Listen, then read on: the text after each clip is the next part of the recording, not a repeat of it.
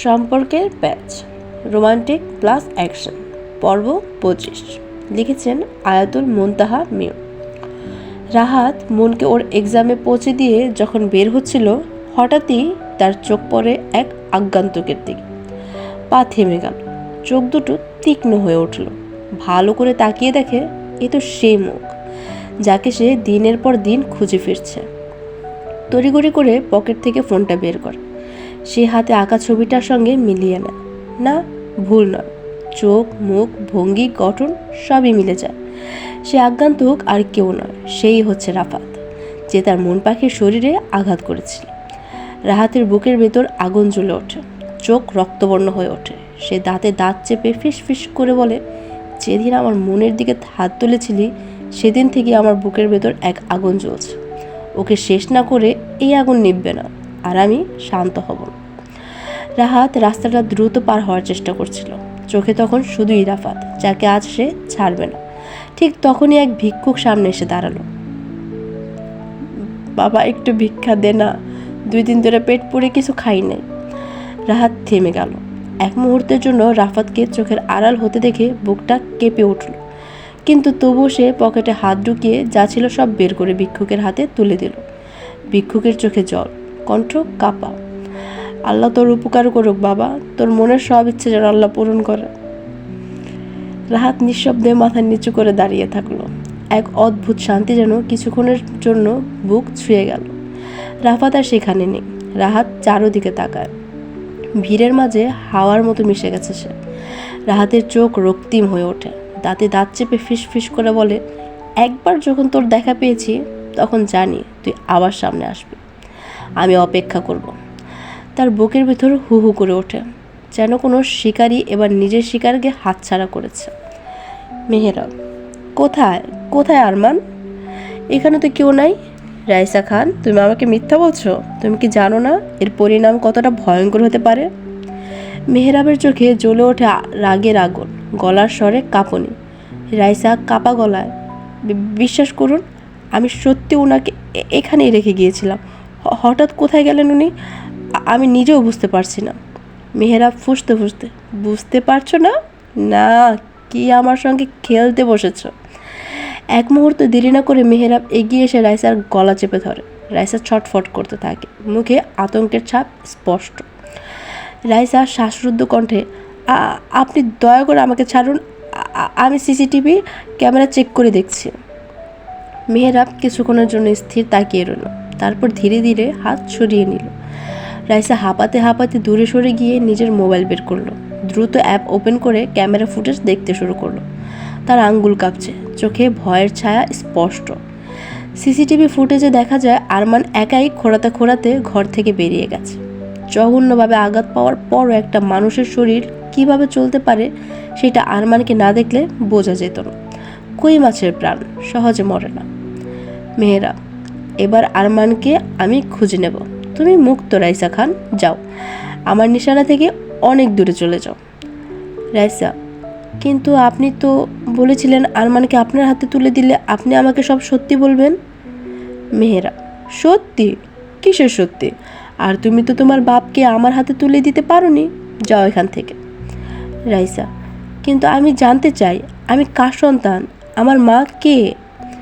মেহেরাব এবার ধমকের সুরে বলল, তোমাকে যেতে বলছি এখান থেকে, যাও, আর না হলে আমি যে এখন ঠিক কী করব তোমার সাথে সেটা তোমার কল্পনার বাইরে। রাইসা ভয়ে আঁতকে ওঠে, তারপর আর কথা না বলে সেখান থেকে বেরিয়ে গেল। মেহেরাব, যে করেই হোক আরমানকে খুঁজে বের করতে হবে। আমি শুধু আমার বোনকে চাই, আমি আমার সেই ছোট্ট পাখিকে চাই যে সারা দিন রাত আমার কোলে থাকতো। আজ 13টা বছর তার দেখা নাই। আমি জানি আমার বোন বেঁচে আছে। মেহেরাব হাউ মাউ করে কাঁদতে থাকে। পুরনো স্মৃতিগুলো আজ বড্ড মনে পড়ছে। কি দোষ ছিল তার? কেন তাকে সব কিছু হারাতে হয়েছে? রাইসা আড়াল থেকে সবটাই শুনেছে। মেহেরাবের কষ্ট দেখে রাইসা নিজের কষ্টই ভুলে গেল। রিফাত, আম্মু, আমি কলেজে গেলাম, যদি কিছু দরকার হয় আমাকে ফোন করে জানাইও। শাহিদা বেগম, আচ্ছা বাবা, সাবধানে যাইস। শ্রাবণী, কী রে, কই যাস? রিফাত, কলেজে। কেন? শ্রাবণী, আমাকে নিয়ে চল, আমার একটু দরকার আছে। রিফাত, আমার কলেজে তোমার কি দরকার? শ্রাবণী, আরে ভাই, আমাকে বাজারে নামাই দিস, কিছু দরকারি জিনিস কিনতে হইব। রিফাত, ঠিক আছে চলো। বাজার আসার পর রিফাত শ্রাবণীকে নামিয়ে দিল। তখনই দেখা মিলল রাকিবের। রাকিব, কী রে রিফাত, কোথায় যাচ্ছিস? রিফাত, কলেজে যাইতাছি, তুমি এখানে কি করো? রাকিব, ছোট বোনকে কলেজে নিয়ে যাচ্ছি। রিফাত এতক্ষণ খেয়াল করে নাই যে রাকিবের পেছনে ওর বোন আছে। রিফাত, তোমার বোন আছে? কই, কখনো তো বলো নাই। রাকিব, বলা হয় নাই। তাই এই ম্যাডাম কি তোর সাথে যাবে নাকি? শ্রাবণী, না, আমি এখানে এসেছি কিছু দরকারি জিনিস নেওয়ার জন্য।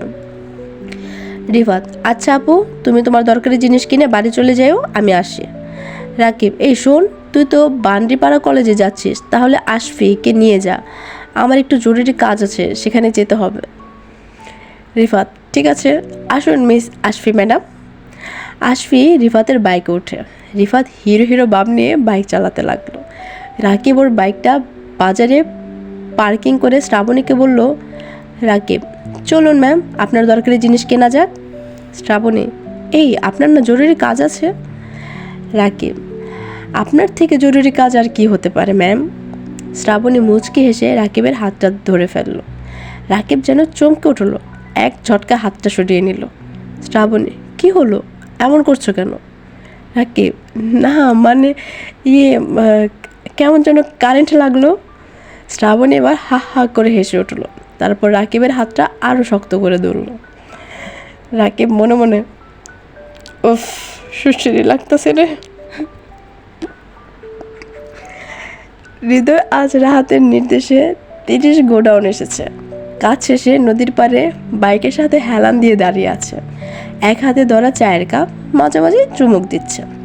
চারপাশটা শান্ত, বাতাসে হালকা সুর। হঠাৎ সামনে নদীতে একটা ট্রলার ভেসে আসে। ট্রলারটা কাছে আসতেই হৃদিতের চোখ পড়ে। ওটা আরমান চৌকিদারের মতো লাগছে না? হৃদয়ে আস্তে আস্তে সামনে গেল। এবার স্পষ্ট দেখলো ওটা আরমান চৌকিদারই।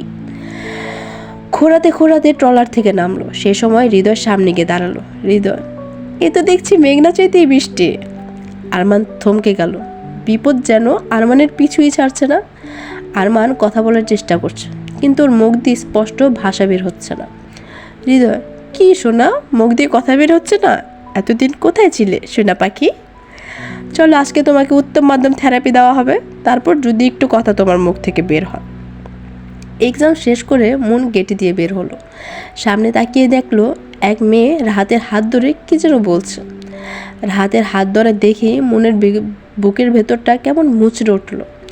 ঠিক তখনই রাহাত রাগে গম্ভীর হয়ে নিজের হাত ছাড়িয়ে নিয়ে মেয়েটির গালে কষি একটা চড় মারল। মেয়েটি চুপচাপ এক হাত দিয়ে গাল ধরে রইল। এই দৃশ্য দেখে মন চমকে উঠল। অজান্তেই নিজের গালটা ধরে বসে পড়ল। রাহাত, তোমাকে আজ শেষবারের মতো সাবধান করছি, দ্বিতীয়বার আমার হাত ধরা তো দূরের কথা, সামনে আসারও চেষ্টা করবে না, না হলে এর পরিণাম কিন্তু খুব খারাপ হবে অধরা। কঠিন মুখে কথাটা শেষ করেই রাহাত ঘুরে মনের দিকে এগিয়ে গেল। গিয়ে দেখে মন গেটের পাশে গাল ধরে বসে আছে। রাহাত, কী রে পাগলি, এভাবে গাল ধরে বসে আছিস কেন? মন অবাক করা কণ্ঠে শুধালো, চর ছাড়া কি আর কিছু মারতে পারেন না? হ্যাঁ পারি তো, আরও অনেকভাবে মারতে পারি, দেখতে চাস? হ্যাঁ দেখতে চাই, আপনি আর কি কি পারেন সেটা আমি দেখতে চাই। ঠিক আছে চল, আজকে তোকে দেখাবো আমি চর মারা ছাড়া আর কি কি পারি। মন এসে বাইকের পেছনে বসে। রাহাত ইঞ্জিন স্টার্ট দেয়। গেটে দিয়ে বের হওয়ার সময় মনের চোখ পড়ে অধরার দিকে। অধরা দাঁড়িয়ে আছে, চোখ দুটো আগ্নিময়, চলন্ত অভিমান তার ক্রোধে ওদের দিকে তাকিয়ে আছে। রাহাত একবারও পিছন ফিরে তাকায় না। তার কাছে ওই দৃষ্টির কোনো মূল্য নেই। সে সোজা বাইক চালিয়ে চলে যায়, যেন কিছুই ঘটেনি। রাহাত মনকে নিয়ে বরিশাল বাস স্ট্যান্ডে এসে দাঁড়ালো। বাইকটা এক সাইডে পার্ক করে মনকে বাইকের সামনে দাঁড় করিয়ে বলে, তুই এখানে দাঁড়া, আমি তোর জন্য ঠান্ডা কিছু নিয়ে আসি, আজকে প্রচুর গরম পড়েছে, এখান থেকে এক পাও নড়বি না।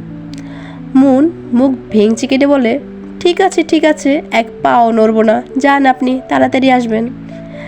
রাহাত, যাচ্ছি যান। রাহাত চোখ মেরে চলে গেল।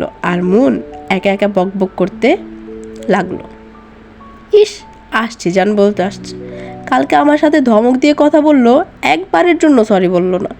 ওই দিন বাড়িতে এসে আমার দিকে একবারও ফিরে তাকালো না, আর এখন আদিক্ষেতা দেখাতে আসছে। আজ এ পর্যন্তই। আগামীতে আবার আসবো নতুন আরেকটি সুন্দর এবং রোমাঞ্চকর পর্ব নিয়ে। সবাই ভালো থাকবেন, and please like, share and to subscribe আমার ছোট্ট উপন্যাসের পৃথিবী।